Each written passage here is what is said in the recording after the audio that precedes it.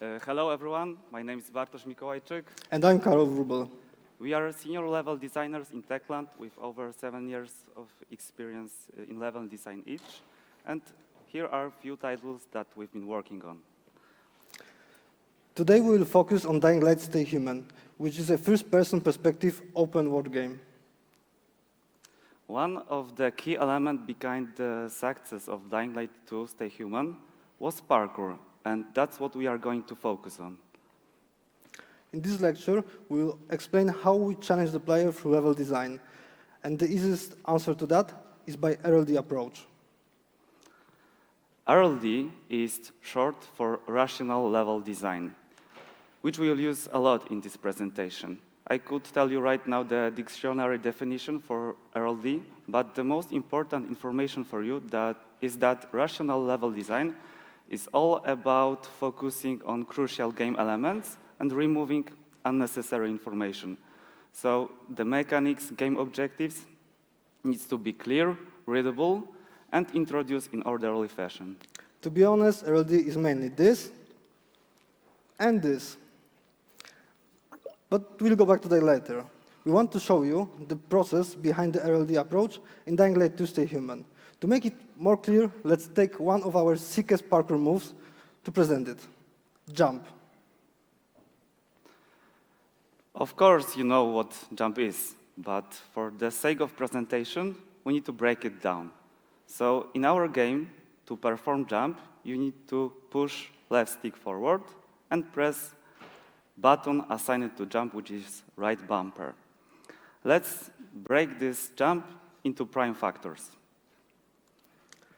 Firstly, maximum number of inputs used at the same time for jump is the left stick and right bumper. So the maximum number of inputs pressed at the same time is 2. Next is combo, which is the number of action in one sequence. For this move, we have run and jump. So the combo for this skill is 2. Then we define the time to react. It's the window of player has to perform a parkour action. For jump, it's how early or late player can press jump to still get to the other side. Now the hardest one, so be focused, the acceptable angle. In our case, it's the angle of right stick deflection, which defines margin of error that player could make.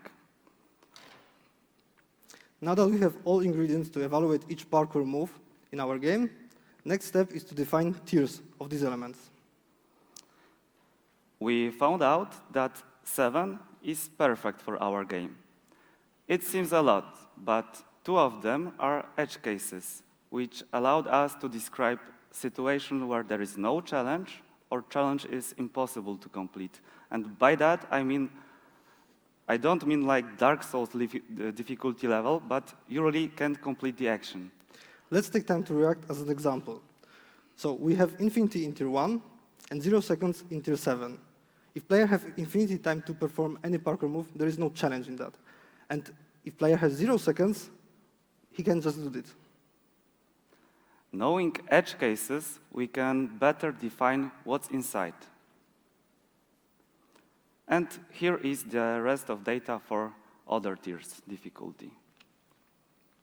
Take a look at one particular case. As you can see, we have left 2 tiers empty here. That's because we know that maximum number of inputs pressed at the same time in our game will be 3. So this is the hardest tier. And 1 input is a minimum to perform any parkour action. So we only left with a 2. And with that, we have 2 empty spaces. You don't have to fill each gap in the RLD table. Remember that the table is for you, not the other way around. Now, by using all of that information, we can describe any parkour move we want and divide them into difficulties.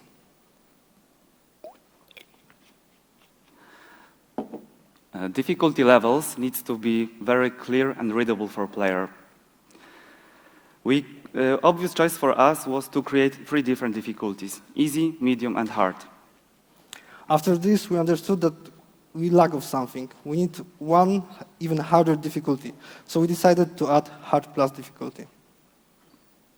Let's show theory in practice now. Easy jump requires the player pushing stick forward for run and pressing jump bumper for jump. Easy. In the next difficulty, actions are the same, but the time to react and acceptable angle is decreased. The hard variant of jump require using dash during running. So to execute dash in our game, you need to tap left stick. That's an extra input here. Also, we decrease a little acceptable angle too. In the ultimate difficulty, Hard Plus is the same as the previous one, but with decreased time to react and acceptable angle. And that's how the table represents all these difficulties for jump. Of course, we did it for each parkour skill, each parkour tool. Jump is only example here. And now it's time to test it, since everything seems fine on paper. Now we need to check if our assumptions are correct, if players really feel and see the difference between those difficulties. For playtest purpose, we created a special test level, which allow players to approach each skill without our help. As you can see, test level is very long linear parkour path. But what is important here, that after failing specific parkour section, player has easy way to approach test again without our help. We also established a few guidelines. Before each parkour move, we show to the player a video how to perform each move. And this simulates what will be happened in the game.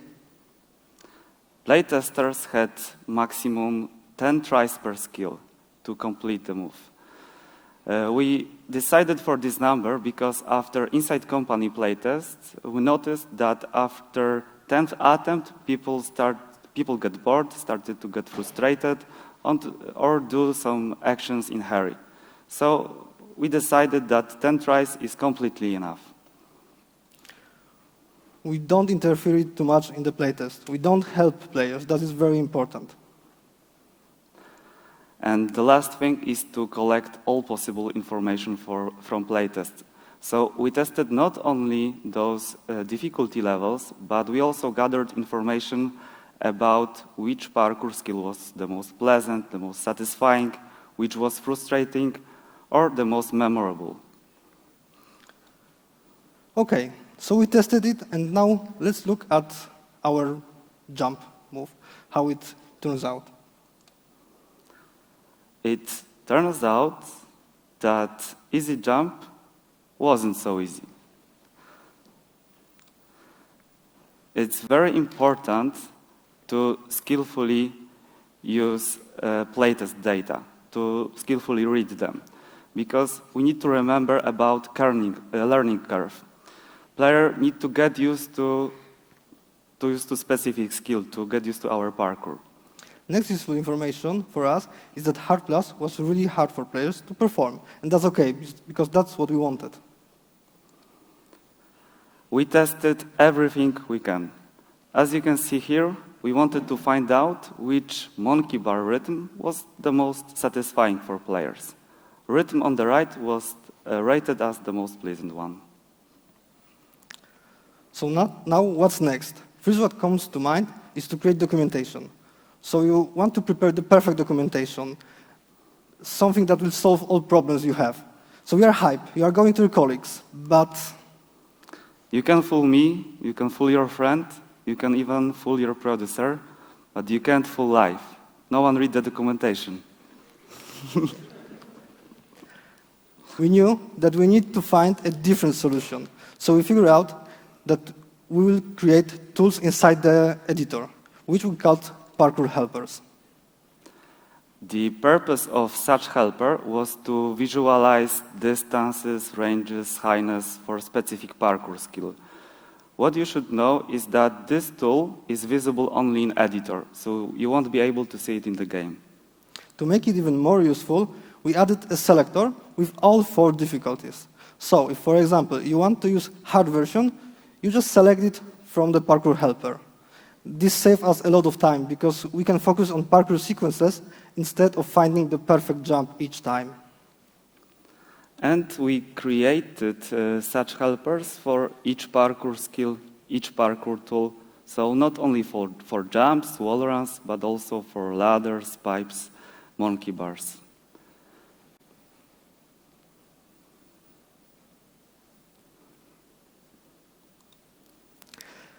Now we need to think, where do we want to use each of parkour skill? For example, the starting area is where players learn the game and need to contain easy skills. Middle and late part of the game needs some kind of challenge for player. What we did is that we took into account each region in our game.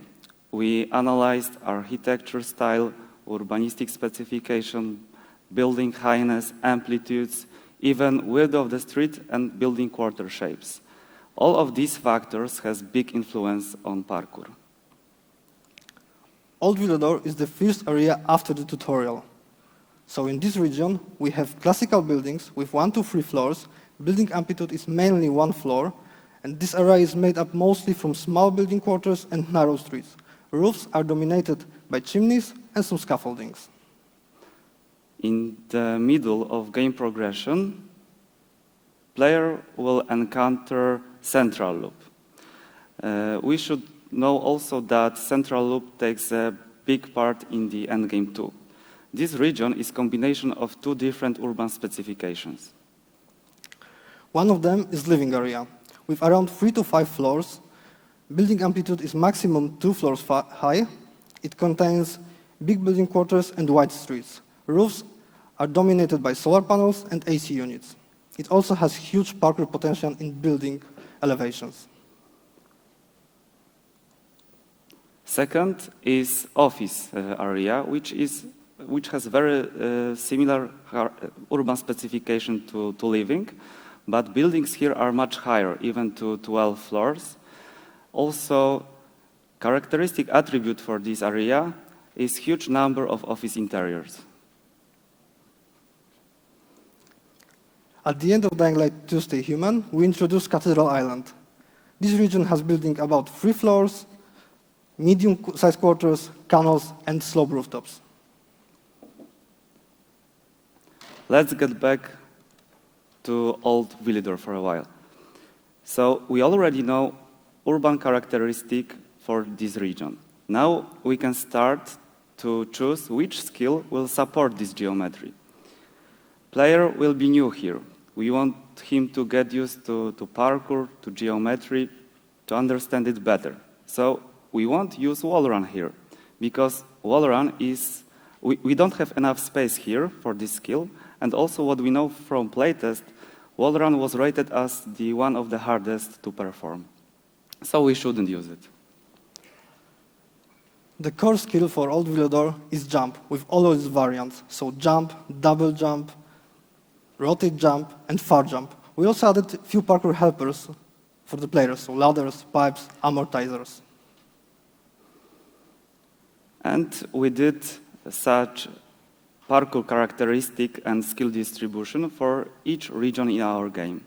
We had plenty of meetings about it, but that was crucial to make parkour interesting and challenging. So we recommend you to spend as much time as you need to plan it precisely. But life isn't so great all the time. So let's imagine the situation that during production, somebody decided to cut content. And that's what happened in Techland at some point of production. So to solve this, we used RLD, because with that, we could easily track down what skills need to be redistributed to the other regions of the game, and not make any mistake with skills coverage through the whole game. When we distribute all skills and assign them to regions, now we can start to focus on skill tree. And skill tree need to support this approach. We know where which skill will be used, in which area, and in which phase of the game it will appear.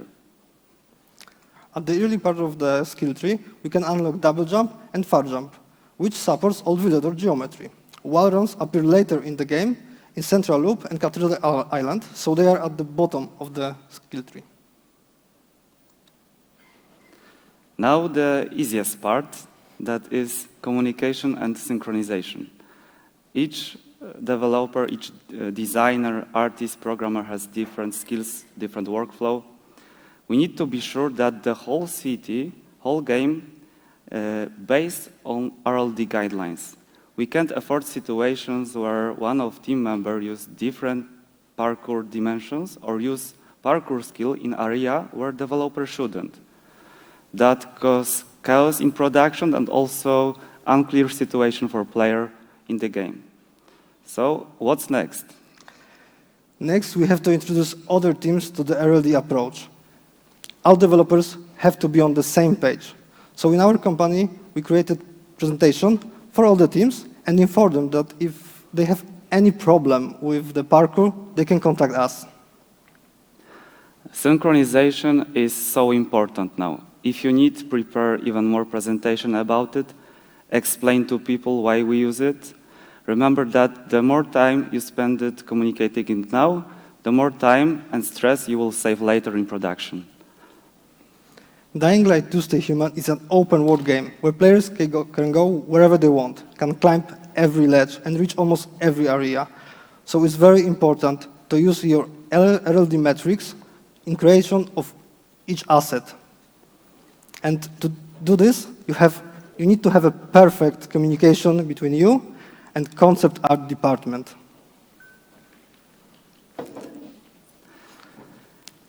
Here is an example of how we used RLD metrics in process of creating such objects. Let's take this amazing bus. I know it doesn't look good, but in terms of parkour, it works perfectly. As you can see on the screen, on the left from the bus is one of our helper with parkour metrics, and this helper helped us a lot to creating such prototypes. Then the concept art team did a fantastic job with explaining this dummy bus, and they proposed this. Next, 3D artists took our prototype, concept, and created final mesh. All this work resulted in tons of saved time later in the development. Now we will show you how it looked like to work with those helpers. And for example, let's take going from lower rooftop to the higher one. We used here helper for double jump, helper for regular jump. Then we fit assets and geometry to those dimensions. And you don't have to even iterate it, because it works.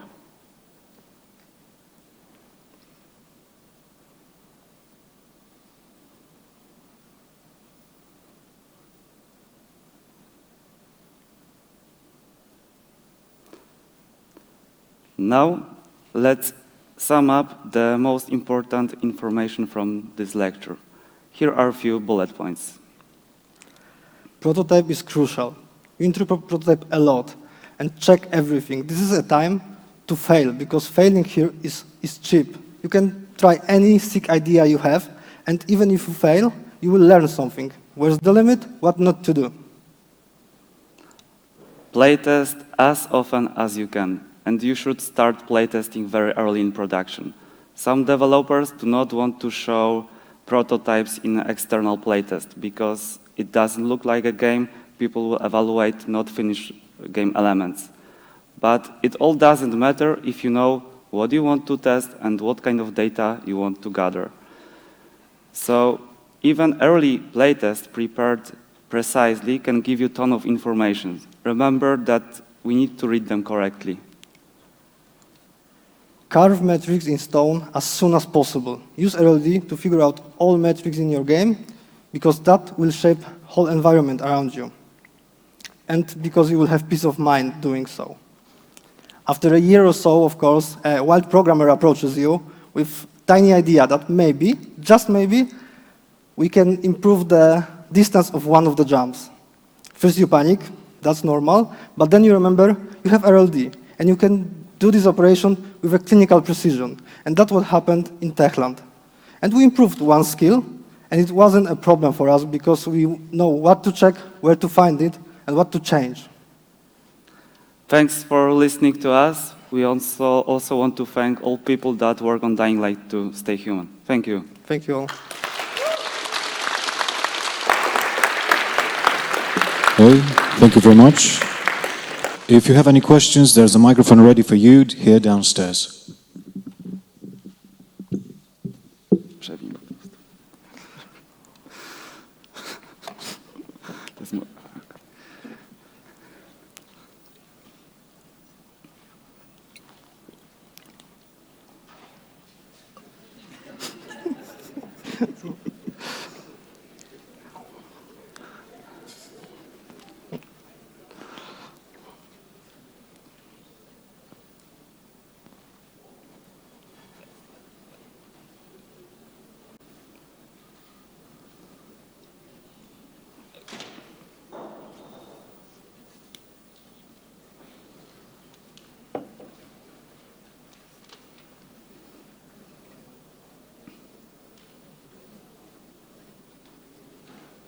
So I believe there's no questions. This is.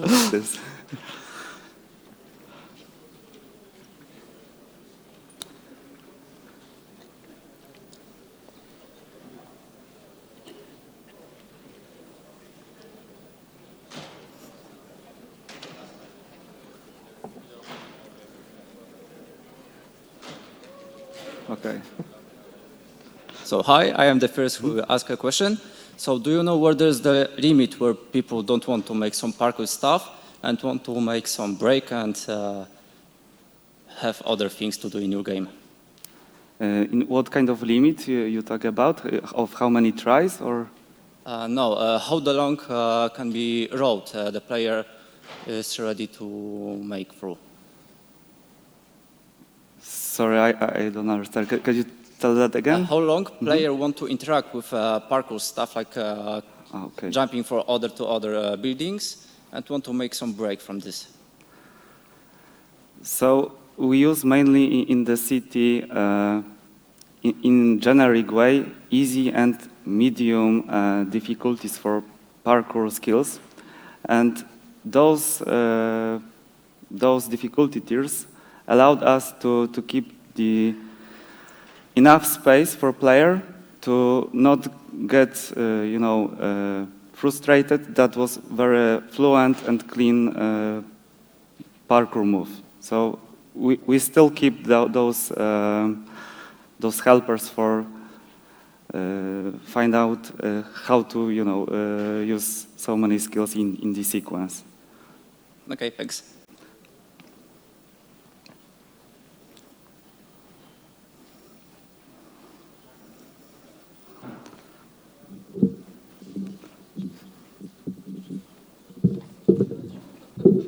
Hey guys. Hello. Hi. So first of all, you did a terrific job with the parkour. It was great. Thank you very much. Thanks. Thank you. And my question is, in Dying Light 2, you have a lot of different gameplay types. So how did you balance it? The parkour, the combat, the story elements, how did you do it? With each area, we have to make room for the combat players, more interested in combat players, and to more interested in parkour. So there's always some way around to use some parkour skills to just sneak around, and there's always Rambo mode when you can just go and fight. We tried to put all those approaches into our level design, so player can decide what they want to do. Okay, I Yeah. get it. Thank you. Thank you.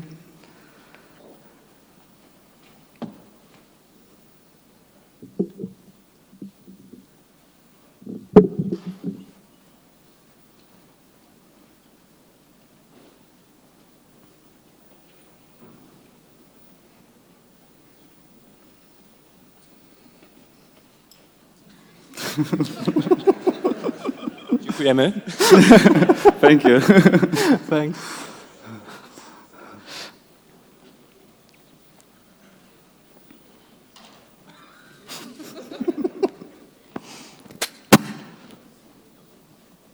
Hi, thanks Hi. Hello. for the presentation. I would like to ask you if did you use any similar like helpers for different part of gameplay? For different parkour gameplay? Different part of gameplay, A part not of- the parkour. Yeah. Yes, we used some helpers, but mostly in the documentation to find out how many enemies should be in the room, how much cover space there should be, and place where player can hide from them. So we have, but more like documentation-like. And we also know that a few of our colleagues tried to use this early approach. For example, in dark zones, in other activities in our game. So you can use this approach to other game elements. But we don't want it to focus on other aspects because we worked on parkour only. Okay, thanks. Thanks.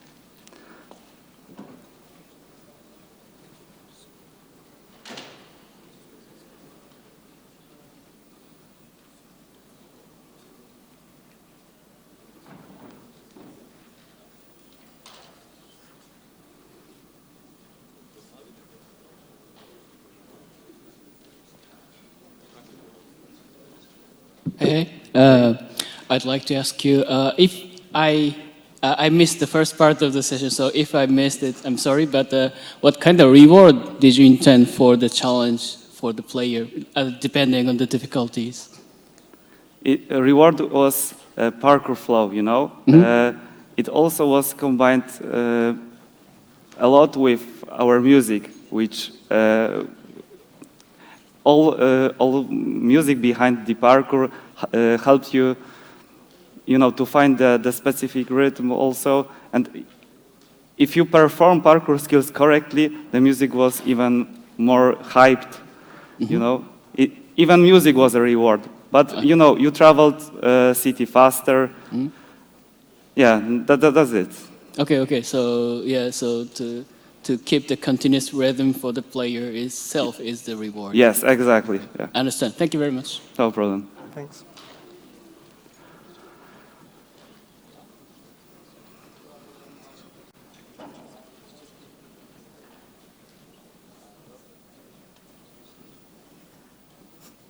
Hi, there is no microphone on Okay. the second floor.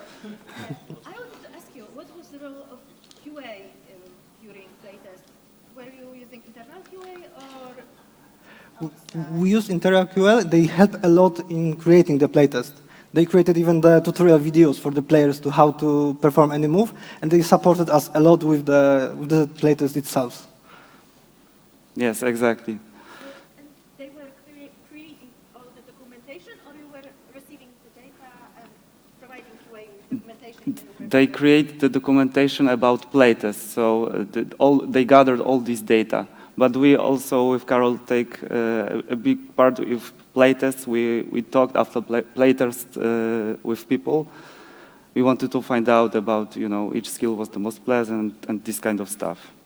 Thanks. No problem.